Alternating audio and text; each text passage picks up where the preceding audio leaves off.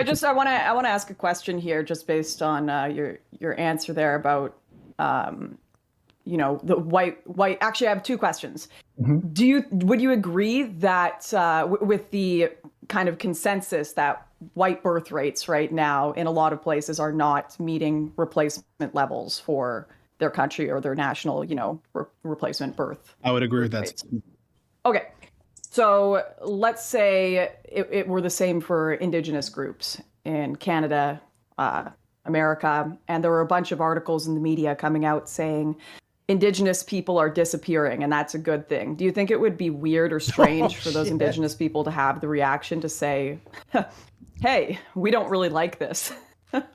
To be clear, I didn't say it's a good thing that quote unquote white people, however it's defined, or if it's self-identity, that is the reason those stats are the way they are.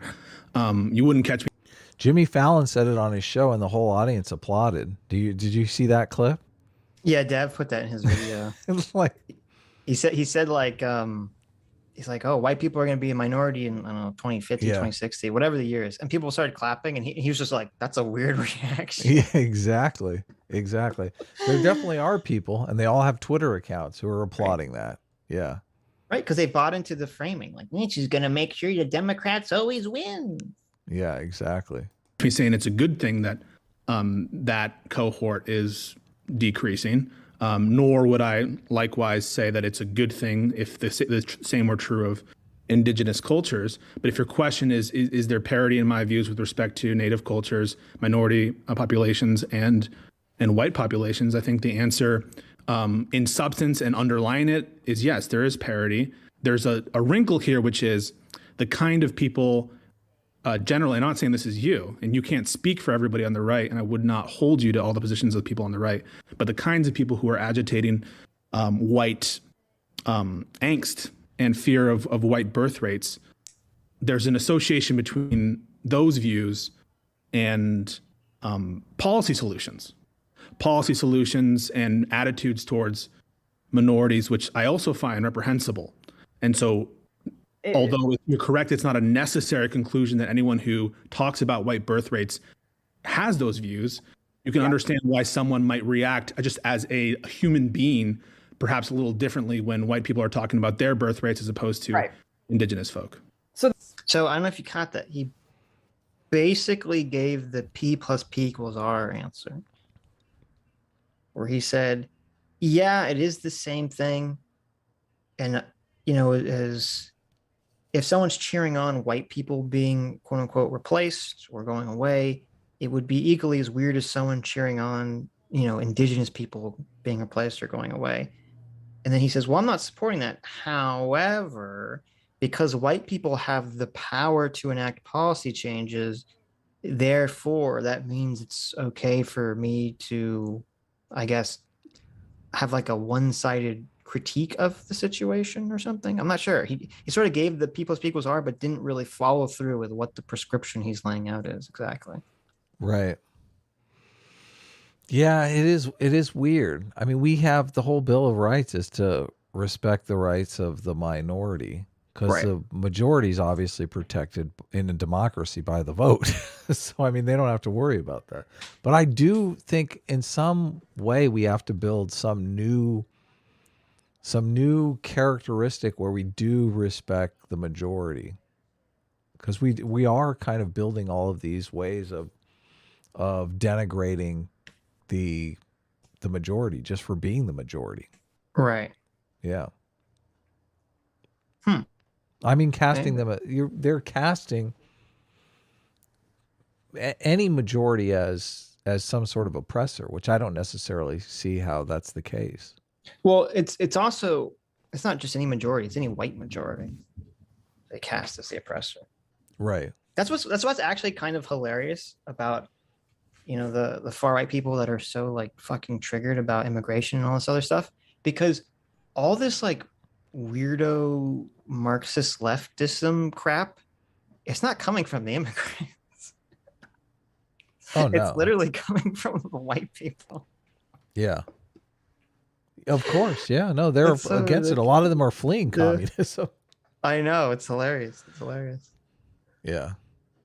This is why when I that the only real difference between what I would do today is how I would approach it, what language I would use, what imagery I would use, is because I would not want anyone to have any sort of reaction of hate towards other people. I would not want anyone to have any sort of reaction of, oh, I should become a white supremacist now by talking about these issues. And I think more than ever right now, talking about things like, quote unquote, the Great Replacement, which, by the way, started without any sort of conspiratorial side of this is Jews doing this or anything. That was all added onto it by 4chan. That was all added onto it by people who took and twisted Renaud Camus' original theory. I think talking about this issue in an honest and open way, and even if you're coming at it from a left-wing perspective of, hey, you know what, white people are disappearing, and this is why there shouldn't be some angst or fear about it, like approaching it with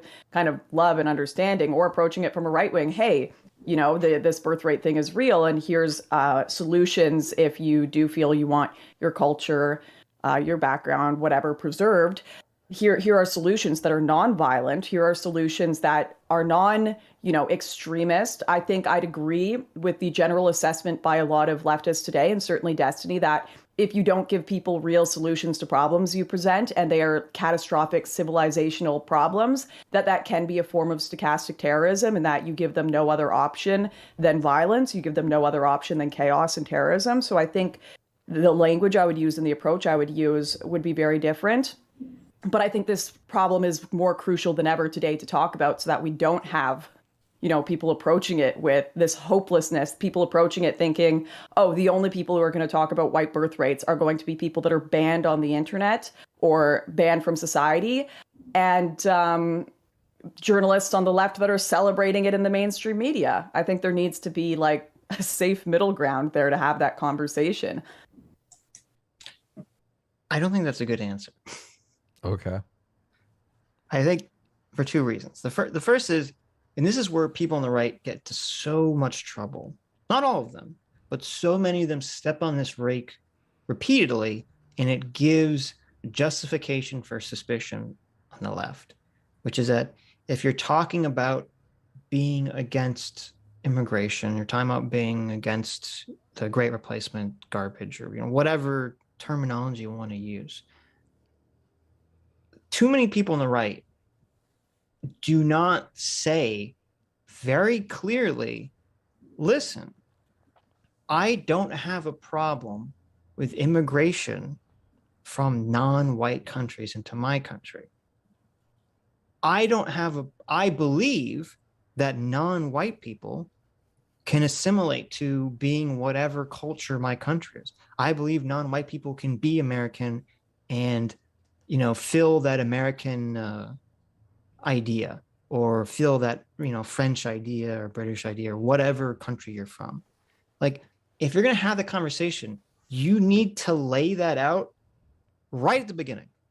That race is not tied to culture or ethnicity. Yes, that you're not making a race cultural essentialist argument. Right. You need to say that right at the beginning. And the thing is, some people on the right do that, but a lot of people don't. Right. And so far in the conversation, Lauren hasn't done that yet. Right. I'm not saying that I don't know what her belief on this one way or the other is, but that would alleviate like 90% of the conversation and suspicion around the conversation. Yeah, Peace Corps would have nothing to grab onto. Yeah, if you just laid that out and say, listen, I'm not saying, non-white people can't be Canadian or whatever, because they can. It's just a question of like, you want to have whatever the majority culture is, you want that to be the majority culture in your country. Yeah. Which is a fair thing for most people to want, I believe, in most countries. And most people, even people on the left I've talked to, even liberals who are not involved in the internet culture war, who literally just consume, mainstream media and the New York Times and Washington Post, they're all like, even they'll usually, at least in my experience, even they usually are like, yeah, I'm not saying we should have open borders. I only hear like really crazy leftist people say about this open border stuff. So you just need to lay that out in the beginning of the conversation. Right. Oh, and then Yes. the second thing is that, and I don't know if when Lauren, because I think her original Great Replacement video was in 2017, and Lifetime ago. in that, I think it was 2017, yeah.